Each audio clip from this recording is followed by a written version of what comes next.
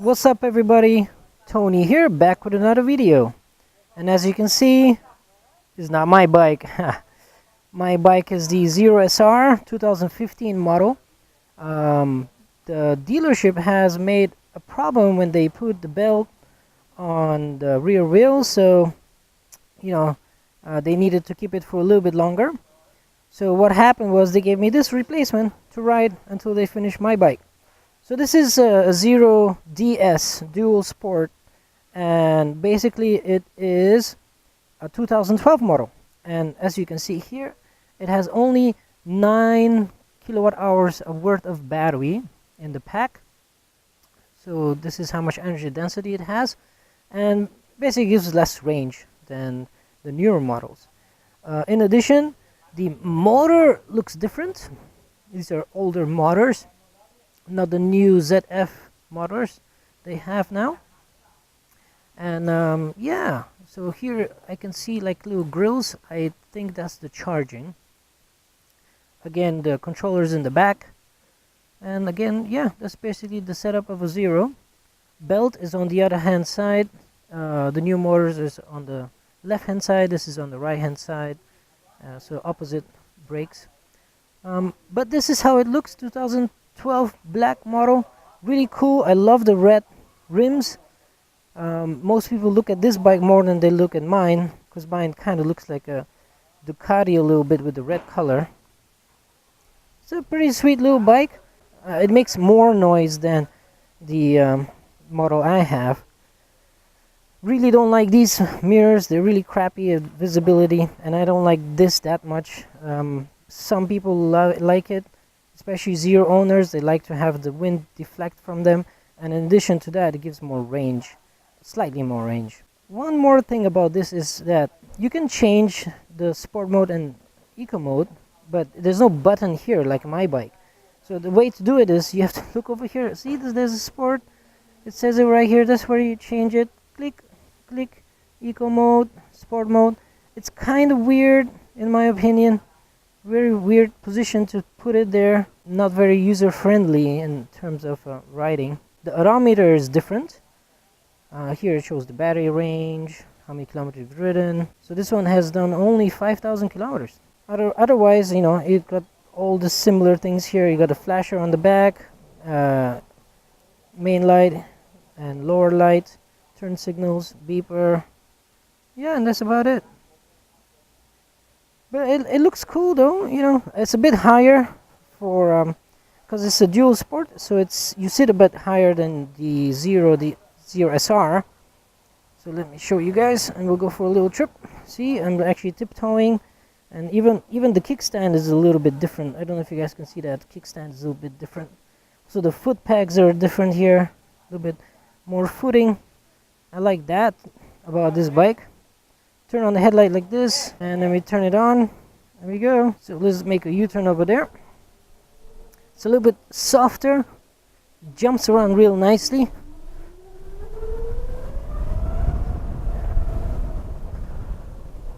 So it's got a nice sound to it.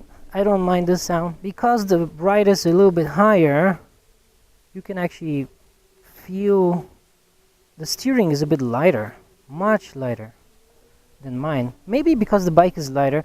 I don't have the specs right now with me about this bike, the 2012 models. I'll try to find those details and put them in the description below.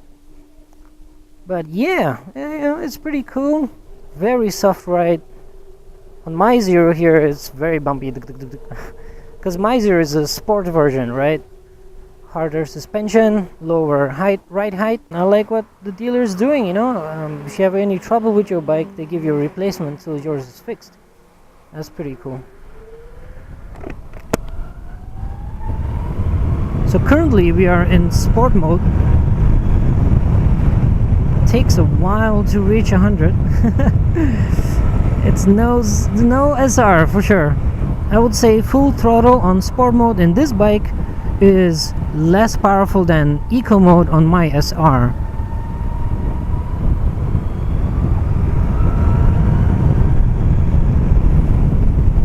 And looks like the top top speed is probably 120 something. Let's kick it into eco mode, and now you can feel the regen. So regen in sport mode is a lot less than in eco mode, and in eco mode, once again, the throttle response is much smoother. Yeah, it's much smoother, much smoother, but also much slower in terms of acceleration.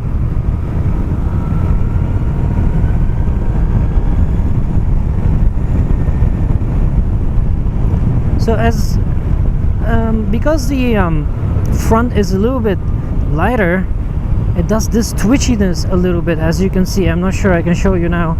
It does this twitchiness, so you gotta hold on a bit tighter in order to be more attentive on the road. So no one-handed stuff here. Look at this bike a little bit more in detail. The covers are different because it's the older versions, and it's based off the new FX, right? So the new FXs have the similar body design. There's no compartment here, so you can't do anything here. But I like this design, it's pretty cool. And I like the little shark grills here, so the air flows in and cools the motor over here. Yeah, it looks pretty sweet. This is an optional thing, of course, you can take it off. In addition, it has this, he modified this little hooter here. This is the DS, so the mudguards are a bit higher for off-road use. I don't really get DS bikes because, as you can see, he put normal tires on instead of off-road tires, so he doesn't really go off-road. I'm not sure what the point of all this is. But other than that, it's a really cool looking bike. It's quite comfortable to sit on, but I feel that the cushioning of the Zero SR, the new models, is a bit more comfortable in my opinion. Don't take my word for that. I like that. Look, it hides the rear wheel, so there's no splashing on the back if it's a wet road or something. That's pretty nice. If you're scared of fast electric bikes, just get one of these. There is no issues with riding them. It's very comfortable, as you can see here. There's no, well, you know, in geared bikes or gas bikes, it goes gagoon, gagoon, gagoon, gagoon, gagoon, gagoon. Nothing here. It's just simple, gentle twist of your arm, and you can go. Hey, without looking, you change lanes. Nice. It didn't even feel this bump. I think electric would be great bikes for learner riders. You want to learn how to ride a big bike? Start electric. Then, if you start learning with electric, it'll be your own decision if you want to go to gas bikes or further electric upgrades. And with the used market of Zeros, oh my god, you got so many opportunities, especially in the States. Probably also in Europe, where the market has been there for a while. So here we are, off-roading a bit, checking out the suspension, and it's freaking amazing. Real soft. Okay, now I get dual sports. You know, you can have the street ride with a nice heightened suspension, so it's really comfortable. But I don't get the mudguard though. Why don't they like just put the mudguard closer to the wheel? Because it doesn't help like this.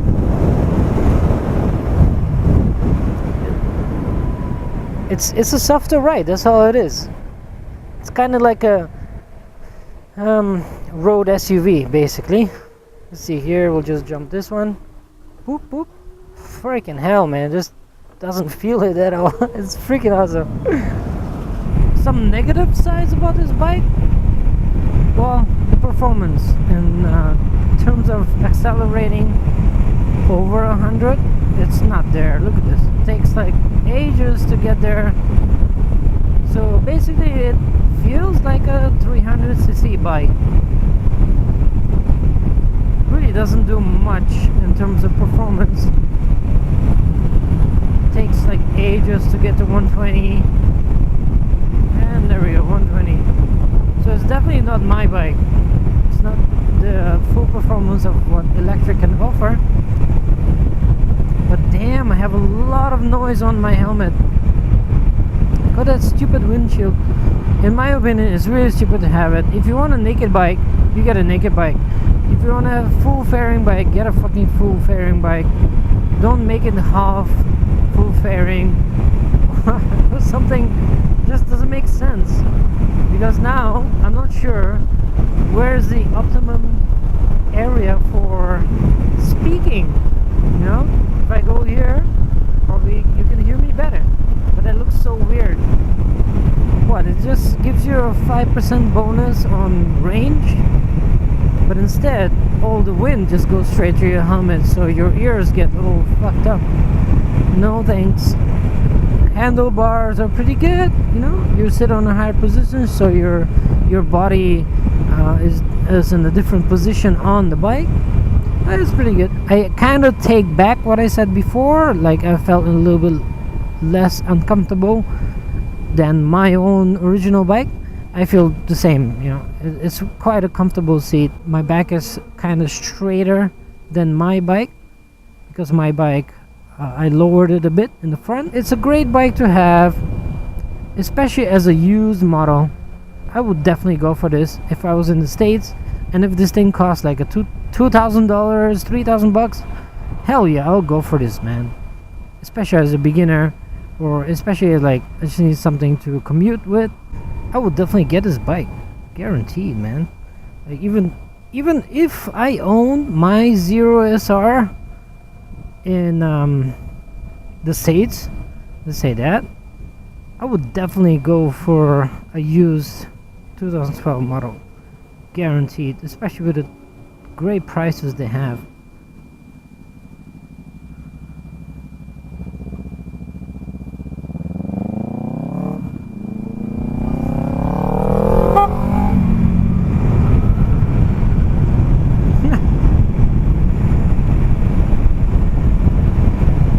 And the other thing, as you can saw, is you don't have to be a slow ass person just to overtake.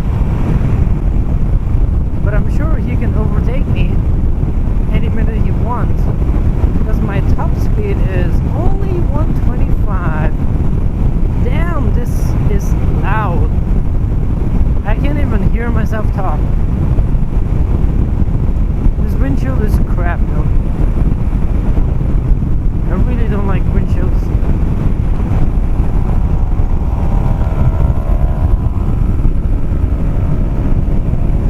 So what does this bike offer? It offers a replacement for all those motocross people, because this is kind of like a 300cc bike, and it offers that full suspension and a top speed of what? 120. It's exactly the same as a 250 300cc off-road bike. So why would you go for a gas bike, in my opinion, that always fucking breaks down, when you can have this amazing machine for a bargain in the States? Not here for sure. But in the States, and enjoy, man. Enjoy the ride every time. Hello. Saudi Ham? Come on, guys. Go electric. See y'all later.